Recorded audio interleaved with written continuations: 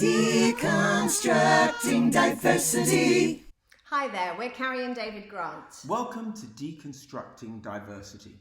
In this episode, we're going to be looking at the diversity between mixed race couples.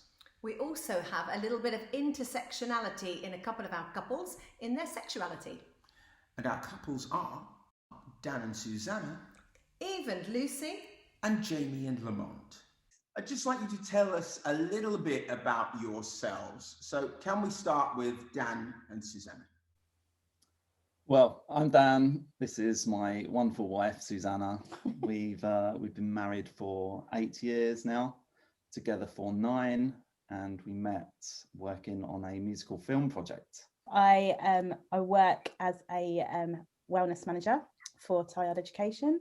I'm also studying to be a psychotherapist. I've qualified as a counsellor and hypnotherapist, but going on to do further studies. I'm really passionate about creatives and bringing together mental health and creativity. I was born and raised in South London. And just between the two of you, what are your racist cultures? You've got a mix, don't you, when you did your DNA test? I did a DNA test and found a backlog of Jewish, I think, and Balkan. I was born and raised in England, so I call myself British, but my parents' heritage is Sri Lankan. Eve and Lucy, yeah. Hiya, I'm Eve. I'm from South East London. I'm a singer, songwriter and producer, and I run my own company. I am quarter Irish, quarter Scottish and half Jamaican. Yes. Lovely. Yes. Boom, boom. We've got chalk and cheese over here. So I'm Lucy and I'm originally from northwest London, so I'm a traitor and crossed the river. And it is rubbing off. My accent's changed quite a lot in the last few years. She talks like that now.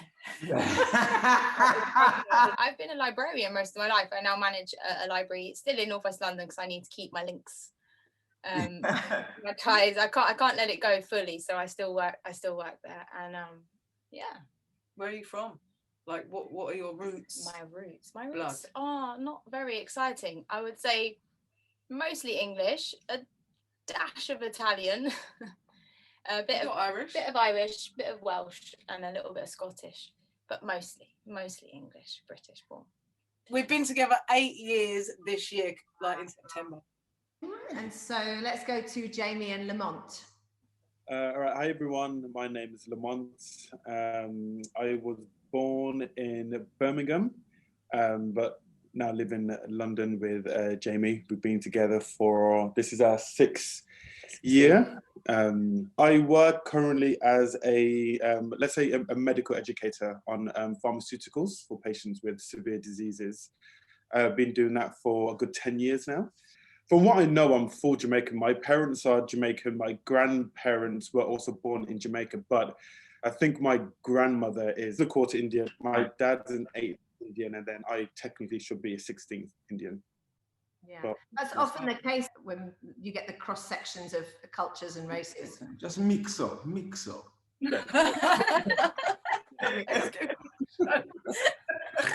finally, you've waited for ages there, Jamie.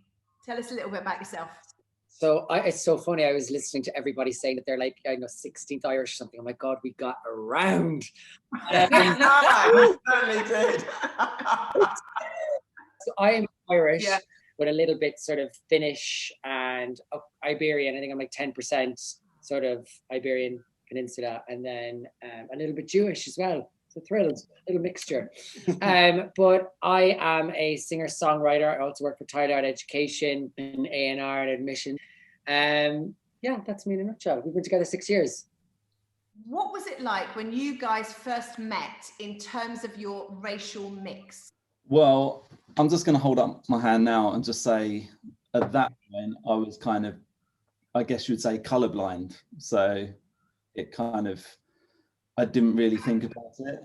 I didn't notice it. You know, Suze grew up here. talks with a British accent, is not particularly immersed in the kind of Tamil culture. To me, at the time, Suze was just like a white British girl with different colour skin.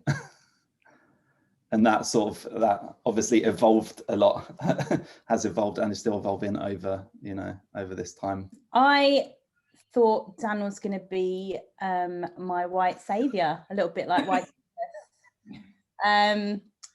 Turns out white Jesus isn't true, so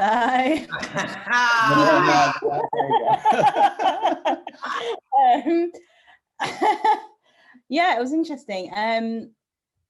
I had actually dated a black guy before meeting Dan, and my dad really didn't like that because my dad's very racist.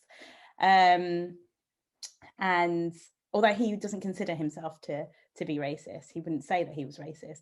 I definitely think there were a lot of things, a lot of actions, a lot of words that he said that surmount to racist behaviour. And one of the things he said when I met Dan was, oh, at least he's not black. I actually think because my parents liked Dan more, I wonder if like the early stages, it made it easier for our relationship. It made it easier for me to be in a relationship with Dan as well. Although my parents were trying to like were constantly like, oh, you're getting old, you need to get married. You know, my dad was like trying to introduce me to other families with male prospects. So Dan, you're talking about being colorblind, you know, not actually even recognizing really that your girlfriend, as Suze was back then, was a different race to you. And some people would be like, well, that's really great. Yeah, exactly. I saw it as a noble thing, and I think many people still do. And that's been one of my biggest lessons that I've learned in that time. How do you see it now? Well, I kind of recognize Suze for certainly more for who she is. I won't say, you know, that I know everything or all there is to know. Certainly a lot of the ways that we've been brought up to communicate and how our cultures have affected that have been a topic of conversation on a number of occasions. Had some intense fellowship around, yeah. And kind of expectations on how we think we're supposed to communicate. Yeah. When really it's not, there's one way, there's not a right way or a wrong way. It's we've been brought up in different cultures, not just different family cultures, but different ethnic cultures. And there's differences there which, you know, cause not necessarily problems, but obstacles that you need to navigate. But also when you kind of recognize the beauty in that, the difference is actually, you know, something to be treasured and valued. Also, just something from you, Suze, that I wanted to pick up on, which is this area that we don't really talk about very much, which is because people are all banded together in BAME, like they all have the same experience. And actually, many Black people, I'm speaking obviously as a white person here, but many Black people will talk about the fact that Asian people are sometimes racist against them. Can you elaborate on that a little bit? Definitely. I think there's racism, and then there's also colorism. And I think, you know, a lot of colorism is where the darker the skin, the lower down on the kind of the list, I suppose, or the spectrum of like white being supreme and Black being the opposite. And it's like a whole other layer to racism, you know. And I think, you know, that's very, very, very evident, especially in Asian culture, even within Asian culture itself. You know, you've got such a wide variety of different shades of skin. Even growing up, my sister, who's got fairer skin than me, constantly compared, and I was the dark, ugly one, and she was the fair, pretty one. And, you know, it was like, well, at least you're smart, Suze. It's really hard because there's such a juxtaposition. On the one hand, I'm like discriminated against for having darker skin. On the other hand, I'm like, well, at least I don't get it as bad as like my Black friends. Okay, so for Eve and Lucy, what was it like for you guys racially when you first met? I think one of our main problems was the fact that we came from different parts of London. I think that caused a massive issue. I come from Southeast, council estate, very much brought up with a lot of kind of around a lot of racism, drugs, alcoholism, very much kind of like you just got to, you know, defensive, like fight, you know, you've got to look over your shoulder all the time. Been brought up with that, and then that mixed with my drive to succeed as well kind of has, you know, created this, you know, thing in me. And I think as I got older, I've learned to relax that a bit more, but I had a lot of learnt behaviours that I think you found hard, because I've been through a lot in my life with when it comes to race and stuff, and Lucy hasn't really. The understanding of that, I think, has caused quite a lot of stress, isn't it? Actually, really related to you, Dan. I also don't see racism a lot of the time. It was really hard. I had to really catch myself, and we had massive debates about this, because I couldn't see it. And Eve would be saying to me, look, this person is behaving towards me because of this. And I'd go, no, surely not. It's taken me a long time. And I've surprised myself because I am so open-minded about, you know, and I try to look at things from all angles all the time and try to really understand things around me. But there were times I just didn't see it, you know. I know that a lot of people are curious. They might look at us and think, are they together? They might look at Eve and think, you know, why does she dress in men's clothing? And obviously I have patience for the curiosity, because they're not necessarily directed at me, but I feel like I've needed to be the calm in a lot of situations. So there's trying to differentiate between, is it because we're together? Is it race? Is it because of the way we dress? What is it that why are people staring? Why are people behaving differently towards us? Are you able to distinguish when what you're getting is curiosity from racism, from homophobia? Oh, I don't know, it's hard, isn't it? Yes, sometimes I can differentiate. I think I can easily recognize, for example, when a man just can't wrap his head around the fact that two women could happily be together and not need you. You know, and you're such a wasted opportunity. You know, yeah, what a waste. But you'll pick up more on racism than I do, because I don't see it as much as you do. I think it's all combined. It's being a female, it's being a gay female, a Catholic gay female from as a council estate, you know, who's mixed race.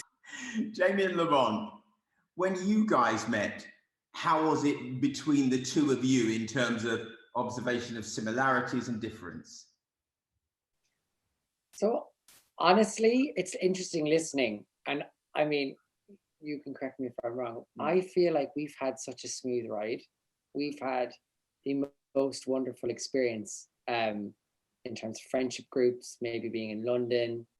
Yeah, it was like, I remember our first date being like, shall we go and get some cans? Literally, I mean, look, I'm having my can of Guinness as well here. Mm-hmm. And he was like, yeah, definitely. Mm-hmm. I loved his personality. I felt like he had the same outlooks on life. Mm-hmm. The more I got to know him, I really loved his friends. Mm-hmm.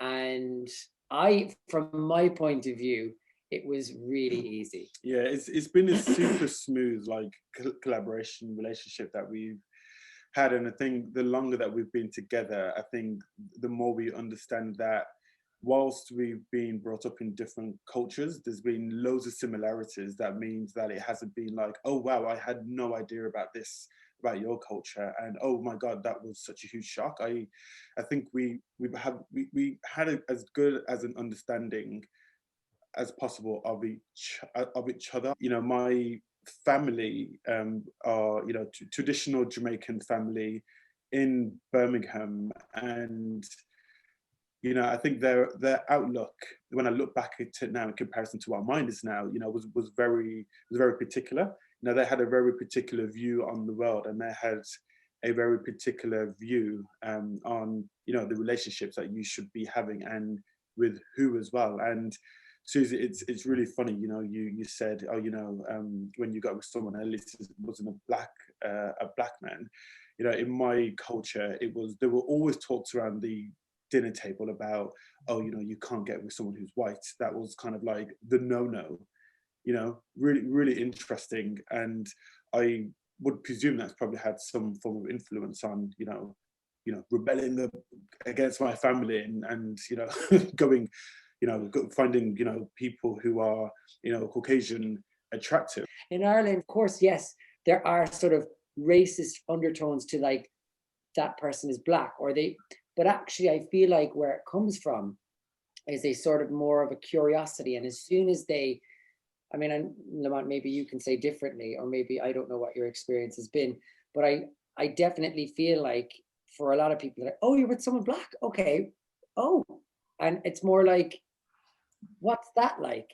And it's more of a curiosity, and I feel like there's a very big difference between curiosity and racism, but I'm not the one who should be able to say that. Yeah, I think that point is really interesting. You know, I think, as Jamie says, it doesn't come from a place of malice and probably a place of ignorance as well. So it's really hard to decipher that sort of curiosity where it's like, oh, you know, I'm happy to talk about something about myself that, you know, is particularly about my race, but then other people could perceive that even the question or the look or even just like, I don't know, the faintest you know, interest in it as racism as well. So I think it's really, it's tricky to define.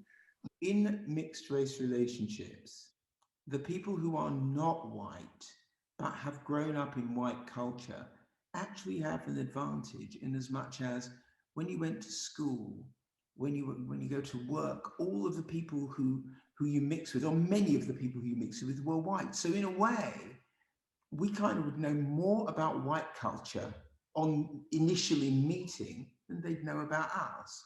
What reaction to your relationship has there been in the wider world? Certainly in the early days, I was just oblivious to it. I was like, you know, we live in a postmodern society. Racism doesn't exist anymore. We're multicultural. No one cares. Did your family agree with that? Yeah, and I think my family's view was very much that, you know, race was never an issue for them. Certainly not on the surface. That's really encouraging to hear. I'm really surprised, because when we met in the mid-80s, it was a really big deal. And people let you know it was a really big deal. Not just your family, the people around you, society around you. Complete strangers. When I met David, like, he was stopped by the police every single time he left the house, things like that. So our experience, that's interesting. Our experience as slightly older people seems to be very different. Although I have to say, our children have really experienced racism as well. So it's clearly still out there. What about for you guys, Jamie and Lamont? What were your family like? So my dad said to me at 21, and this is just before I moved over to London, and he was like, Jamie, if there's anything you ever want to tell us, you know, we love you no matter what, and you know, it's totally fine and whatever. And I was like, what do you mean? And he was like, you know, like, you want to do musical theater, and you know, you've always been like in the school shows and yada yada. And I was like, I have no idea what you're talking about. I like stormed out of the room in my tutu. I was freaking. No, I'm joking. I wasn't wearing a tutu, but I was so enraged because I made this whole thing, you know, about, because you know, Ireland's still very like, it's very progressive actually. I feel like I grew up, you know, millennial, so I grew up in a very progressive Ireland. You know, in my lifetime, gay marriage has been legalized, divorce has been legalized. The speed of social change is astonishing, and the sense of acceptance. And I think it's testament to the fact that we're a meritocracy. I really believe that. That sort of sense of class system isn't entrenched, but they were nothing but amazing. They cried for 2 weeks, which is weird, but I think that was more about, they were lamenting what they thought I would be. And that's really interesting. I think whenever we have kids, and I know a lot of you all have kids and grandkids, that expectation that automatically you might place in them, and realizing that, yeah, that's fair enough, they are part of you, but they're so different. And I think that's something they had to grapple with. And then when I brought Lamont home, I just loved him. They really did. They they were so welcoming. They were so welcoming, so kind. He was just like I was part of the family. He was lovely. But Lamont, what was it like when you brought Jamie home? Whoa, where do we start? I think growing up in Birmingham was very interesting as a Black man. I was struggling with my sexuality when I was at school and into secondary school as well. So having to, conform to that sort of, you are a lad and you go and you do this and you find girls and blah, blah, blah. Like all of that was like heavily part of my life, and trying to fit in and be normal was everything you wanted to be doing when you were that age, right? So I had that for years and years, and was having girlfriends, but not really, relationships wouldn't last longer than 3 or 6 months. It was always like, give me more, and I was like, what more do you want from me? But obviously there's a whole massive spiel to go behind that as to what I couldn't give them. And it was only really until I came to London that I kind of really started exploring, my sexuality and, going with men, etc. And it just felt right. So then that was I was a late bloomer, as they say. And then, a few years on, I met Jamie, and, it was, I remember, telling Jamie I loved him, I think 3 months into our relationship. And I was like, okay, that's what they wanted, thinking all the way back. And then I think I was with Jamie for about a couple of years, I believe. And, still wasn't out to my parents. They had no idea. It just became to a point where it was really insulting. And I think you can only keep somebody in the shadows for so long. So I plucked up the courage to tell my parents, and I think I told my mum first, and that was it. God, I used to suffer really badly from psoriasis, right? And then I was on the phone to my mum, and she was like, how's your psoriasis? And I was like, oh, it's actually much better. And she was like, oh, why? Are you in love? And I was like, well, maybe. And then she was like, oh, what's her name? And I was like, his name. And yeah, she was like, I was like, his name. And she was like, huh? What? And then it was just total stunned, like just knocked for six. And I can't remember the specifics, but it was kind of like, when someone's just dealing with like a big piece of news, dealing with it, and then I think I left it for a couple of days, and then mum called me back, and she was like just devastated, tears, floods of tears. We expected this for your life, we thought you were going to have this. It was all the expectation of what my life was to be for them, but not really what my life should be for me, which was really interesting. And then, after like a few days, mum was like, she sort of came around to it, still struggling with it, but then she was like, I think you should tell your dad. And then like I again plucked up the courage to tell my dad, and it was so funny. It was like all niceties, how's the weather, blah blah blah blah blah, and then it was just like, you're gonna have to say it sooner or later. So then I told him, and again, just absolute stunned, couldn't really speak after me telling him. And then it was tricky. We didn't speak for a number of years, actually. Wow. Number of years. But that's speaking to a lot of other just people who are gay, actually. That's not too uncommon. Uncommon, yeah. Yeah, it's quite a typical thing. But we're making amends, and we are speaking, but it's as much as it is my journey, it's also a journey for our parents, because I think he was battling with his own sort of like identity, what are people going to think about him, etc. So whilst I am more like, who isn't gay? Get over it. There's so many weird and wonderful people in the world.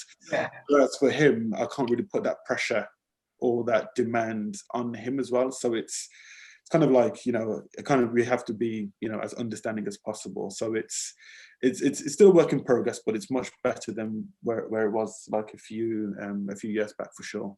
I feel like I want to hear a little bit more from Suzannah at this point. How important is your culture to you today? Like in your relationship, like I know in our relationship, I don't know where the Jamaican ends and where the English starts anymore. And I feel like, gosh, I have all these words that I use that are Jamaican words that I say in a very white English accent, and they only make sense in our house. And if anything ever happens to David, I'm going to be really stuck, because I feel like I have so much Jamaican culture that's just, after 35 years, is just woven all the way through. Yes. Why did you call that child Pitney? Yeah. All that, it's not just about words, it's about everything. It's a way of thinking. Sometimes it's a way what we eat, it's how it covers so many areas. But for you, Suzannah, how much of your Sri Lankan culture is in you as a couple? That's a really good question. Definitely the food. Dan's learned how to cook Sri Lankan food from my mum, so he's learned her recipes. That's one of the first things I did, wasn't it? When we went down, stand there and make It's a real bonding moment for my mum and Dan, because none of us have learned to cook from her. None of my siblings or I have, but Dan was like the first one to really like pay attention and take notes. I have since then learned all my mum's recipes, recorded them, and I'm going to make them into a recipe book so that her grandkids have her recipes. But yeah, definitely food. I am Sri Lankan culture wise, to be honest with you, like my parents, when they came to England, my dad was 19, my mum was like, he studied here, went back to Sri Lanka to find a wife, married. They had an arranged marriage. They met on the Saturday, they got engaged on the Monday, and they were married the following Saturday, and then they moved to England a week later. So they've spent most of their life in England. Their family also converted to Christianity, so they've been very, very, very involved. Kind of culture, I think, is almost enmeshed with Christianity. So growing up, I wasn't sure what was their Christianity and their faith and their religious views and what was Sri Lankan views. That's so interesting, and that's another intersection, isn't it? Definitely. And I think bar like the clothes, so my mum would wear saris for special occasions and for weddings. We'd have these huge weddings, as is custom in Sri Lankan culture. I would say that a lot of my upbringing, apart from like the food that we ate and my parents speaking the Tamil language, there weren't a lot of Sri Lankan customs that they followed, because so much of Sri Lankan customs is intertwined with Hinduism and Buddhism, because Sri Lanka is a Buddhist country, but there's also a lot of Hindus because of the southern part of India, because Sri Lanka is right at the tip of India, the southern tip of India, and I would say that a lot of their cultural things are very much intertwined and enmeshed in religious customs. So when my parents broke away from those religious customs, a lot of it was then moved into Christian customs and traditions and ways of doing things, which is so enmeshed, especially in Western culture, Western Christianity, with British culture. So it was kind of like this subfusion, like of like British Sri Lankan Christian all together in one, like, you know. So as far as like Sri Lankan like goes in our relationship, I would say very much so. So my kids call my parents grandma and grandpa, but in Tamil, so it's Amama, which means Amma is mum, so it's mum's mum, so it's Amama. And then my dad they call Amapa, which is Appa is dad, so it's mum's dad, translated like directly. Other than that, that's as far as like I suppose we do get them to call like their elders auntie and uncle, which is that's probably like quite an Asian thing. Yeah. Everyone's auntie and everyone's uncle, so you know. When I first went to David's house, I just couldn't believe how many aunties and uncles he had. It was just like everyone's an auntie and an uncle. Like, Carrie, do you not have any friends? Carrie thought every black person of the generation above me must be family. Of all the intersections, the differences, the things that you've come together and had to overcome, to blend, to learn about each other, what is it that you want people watching this to go away with? For me, I think it's, no matter how open-minded you think you are, take the time to learn, because you're not. Learn about it, read it, talk to people, just be open. I would say something pretty similar, which is don't be scared to ask questions. Don't go up and touch people in any way, shape or form. But I love educating people, and I think it's important. I think it's really important as humans that, we're all different from each other, but it doesn't matter how many black people you stand next to each other, every single one of them has had a different experience, a different life, a different upbringing. So each one of them it's the same with every culture, everyone. Remember that and ask questions, as long as you're respectful, and know that love conquers all. So Jamie and Lamont, let's go to you guys. What would you want people to go away knowing and thinking? I have one thing. I hate when people take the piss out of my accent. I always say, if I was Indian, would you do that? Right? It's such an interesting thing because you probably wouldn't, right? And it's a thing that's like 33 and a third. And it's like, I hear that day in, day out. It's so annoying. I get it from people at work. I get it from people that are friends with, and I get it. It is funny because it's different and you're acknowledging that, but let's move on. I from my point of view, it's like, I get it, I'm Irish, but there's a lot more to identity than my identity than being Irish. And also I've just had experiences where people assume within the UK, and this is just the UK, I felt like, where they hear your Irish accent and they assume your intelligence level. It's a very, very good point. I'm really hearing you on that one. And for you, Lamont, what would you like to go away with people knowing or thinking? The only thing it keeps reoccurring in my head is just to never assume, and I think it kind of goes onto what even Lucy was saying about like asking questions, and don't just see somebody and just think, oh, I know your life story. Oh, I know, by the way you walk or the way you talk or whatever, that you are that person. I think we've all shown here that, like, no matter your background or no matter where you've been brought up, like, you've had an experience, but that doesn't necessarily define who you are. Dan, what would be the thing that you would want people to take away? I think I very much relate to what Lucy was saying about, there's always more to learn and there's always an opportunity to self-reflect. And I think, just the topic of racism is a very big conversation at the moment in football, in media, in politics. And it feels like there's so much fear around it. There's like fear of being called a racist. And it's almost like, dealing with racism, it's kind of turned into almost like a witch hunt, about who said a racist thing, who did something that was racist. But the thing is, you don't get racist words, you don't get racist actions without racist thoughts there first, and racist mindsets.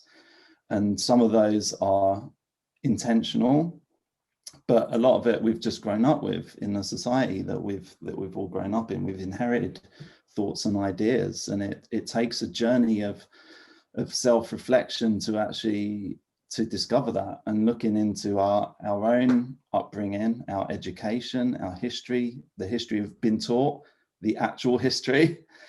Do you know what I mean? And so it's like, I would say, I would want the thing that people to reflect on to be that dealing with racism is not so much of a witch hunt, it's a journey of self-reflection in all of us. Suze, would you like to add to that? Yeah, I think just to kind of add on to that there's a lot of talk about unity, but unity and uniformity are not one and the same thing. And I think when we talk about unity, we actually mean uniformity, be different but be the same, you know. But I think real unity is being able to embrace people for who they choose to be without imposing our own ideals, and celebrating that as unique, and truly celebrating our differences as something that brings colour to the world. So I guess that's what I would want people to take away, is like, make sure that our unity doesn't become uniformity, because when it does, it's not really unity. Deconstructing diversity.